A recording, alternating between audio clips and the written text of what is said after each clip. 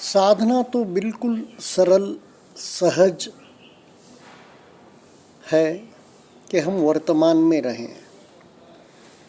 हम हमारे आने जाने वाले सांस के प्रति सावधान सजग रहें। आने वाला सांस मालूम होता रहे कि सांस आया, और जाने वाला सांस मालूम होता रहे कि सांस गया। उसी के साथ साथ शरीर की यात्रा करनी है। सिर के सिरे से पैर के अंगूठे तक अंग प्रत्यंग का दर्शन करते हुए तटस्थ दृष्टा स्थितप्रज्ञ भाव से धीरे धीरे अंगों की सच्चाई को, मन की सच्चाई को, चित्त और शरीर काया पर क्या हो रहा है इसका दर्शन मात्र है।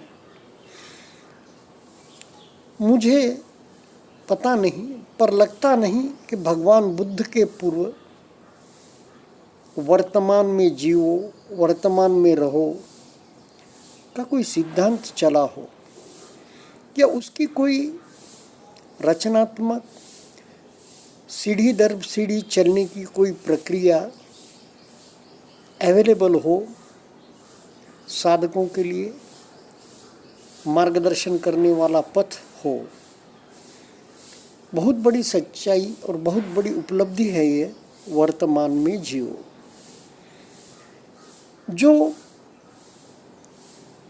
भूतकाल में नहीं रमता, भूतकाल के बातों में ही विचरण नहीं करता, भविष्य की लंबी दूर की योजनाओं में भी उलझता नहीं, वहीं सही माने में सन्यासी है, भिक्खु है,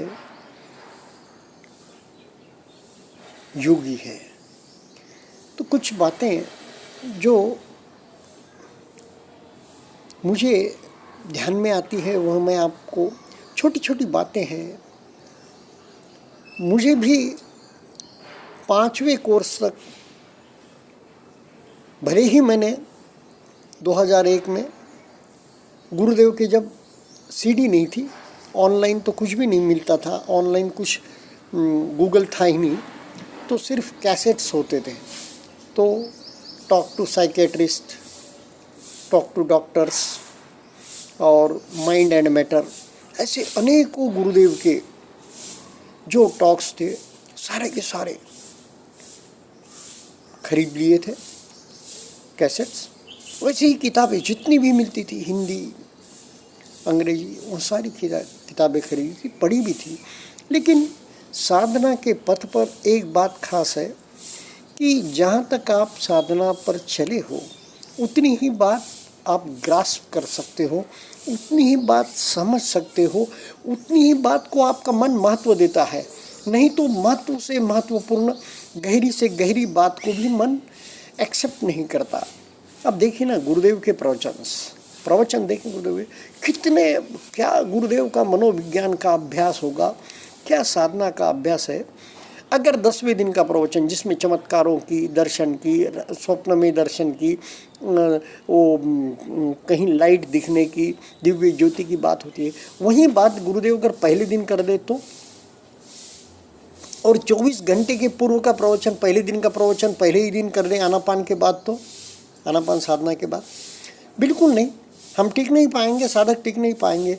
मैंने यहाँ तक के साधक देखे हैं, चौथे दिन के विपश्यना के बाद, विपश्यना ध्यान के बाद चौथे दिन के प्रवचन और ध्यान भी, निर्देश भी बिल्कुल उनके ख्याल में नहीं आते। वह बिल्कुल फिर अनमने से होकर कैसे तो भी शिविर पूरा करते हैं। ऐसे मैं अनेक अच्छे, यानी कि गंभीर लोगों को देखा हूँ, जिनकी उम्र 50 से ऊपर है, उनको भी देखा हूँ, और अच्छे लर्नेड लोगों को भी देखा हूँ। चौथे दिन के बाद के प्रवचन और जो निर्देश हैं वहाँ उनके पल्ले नहीं पड़ते। इस प्रकार यानी कि हम जहाँ तक यात्रा की है हमारी साधना की, वहीं तक की बातें हमारे पल्ले पड़ती है। अब देखिए ना, मैं यह भी देखता हूँ कि जब मैं कुछ पढ़ता हूँ ना, जैसे हम शरीर की यात्रा करते हुए जगह जगह पर ब्लाइंड स्पॉट्स या फिर रुकावट या कहीं बैरियर लगता है हमें शरीर के फ्लो में, ऊपर से नीचे तक धारा प्रवाह में जाते हुए लगता है ना, वैसे ही कभी कभी लगता है कि मन मस्तिष्क भी है ना, जो मस्तिष्क पार्ट है हमारे शरीर का, उसे आप फिजिकल पार्ट भी कह सकते हैं।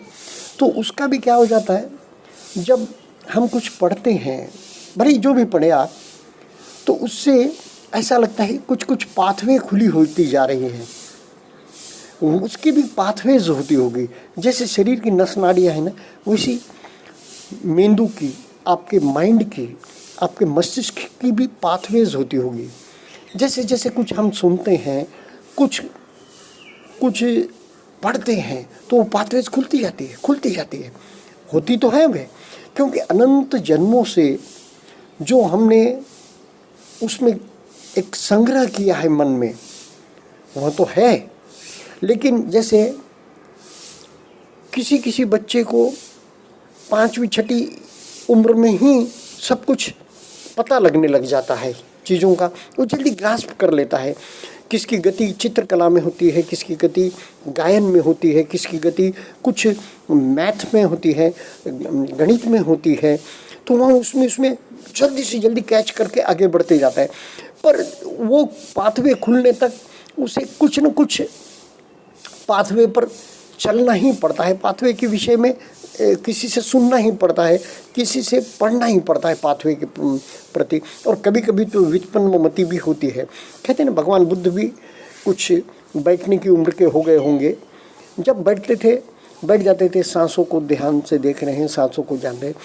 फिर कुछ उम्र के बाद जब हमारी बाह्य इंद्रिया, बाह्य जो हम दृष्टि हमारी ज़्यादा फैल जाती है, तो हम फिर उसमें बाह्य चीज़ों में, सारे 6 इंद्रियों की चीज़ों में उलझ जाते हैं। तो यह जो प्राप्त है साधन, उसे भी भूल जाते हैं। लेकिन कुछ कुछ वाचन, मैं ज़रूर ऐसा समझता हूँ कि मन के जो रुकावटें हैं, मन की, माइंड की, जो वो नसें खोलते जाता है। उस विषय में कभी हमने सुना नहीं, जाना नहीं, वो उस विषय की भी जानकारी हमें वहाँ के एक प्रकार से, जैसे नस नाड़ियाँ हैं, शरीर की ब्लॉकेज है या कहीं पर, तो कैसे खुलते चले जाते हैं, वैसे वो खुलती चली जाती होगी। फिर भी मैं तो उपन्यास, इतिहास, यह ज़्यादा पढ़ने का वगैरह साधकों को नहीं कहूँगा, क्योंकि यह एक बुद्धि विलास है, किसी व्यक्ति के मन का विलास है उपन्यास, ये कुछ कहानियाँ।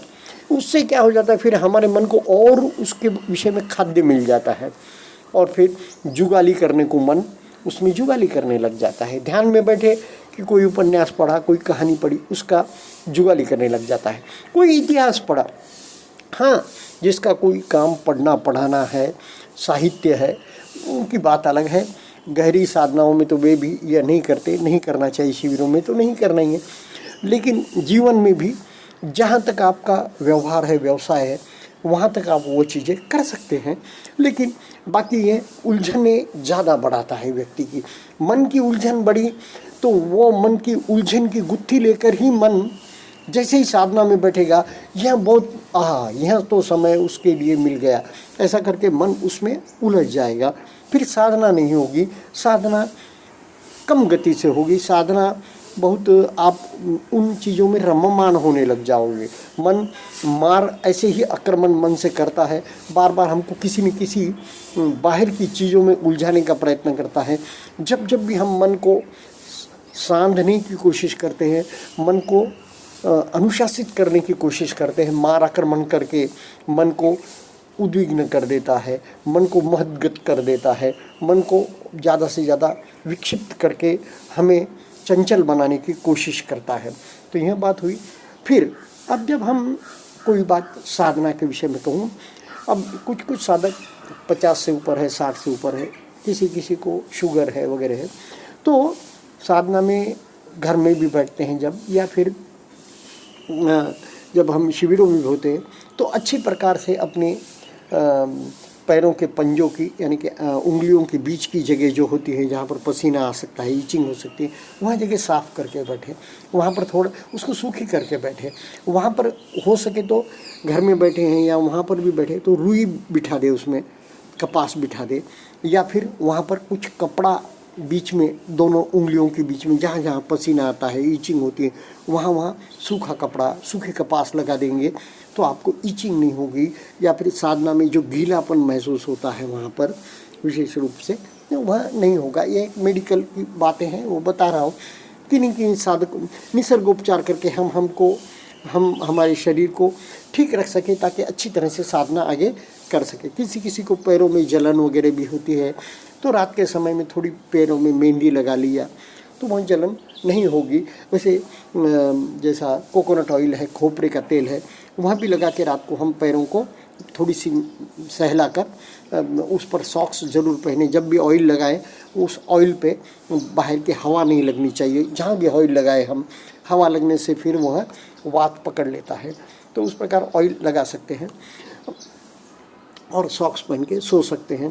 और घर में साधना के वक्त बैठने के वक्त भी उसमें सरसों का तेल वगैरह कुछ ऑयल उंगलियों में लगा ले पैर के पंजों के, तो फिर पैर के पंजों में वैसी खुजलाहट या नमी नहीं रहेगी या गीलापन नहीं आएगा।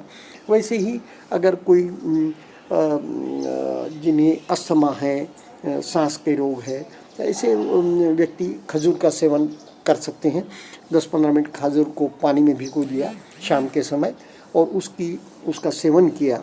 जिनको शुगर नहीं है वे लोग तो खजूर का इसमें आपका पित्त भी कंट्रोल करता है, वात भी कंट्रोल करता है, आपको शक्ति भी देता है। बार बार पेशाब की भी जो आदत हो जाती है या बार बार पेशाब को भी उठना पड़ता है, उसमें भी खजूर बहुत लाभ देता है।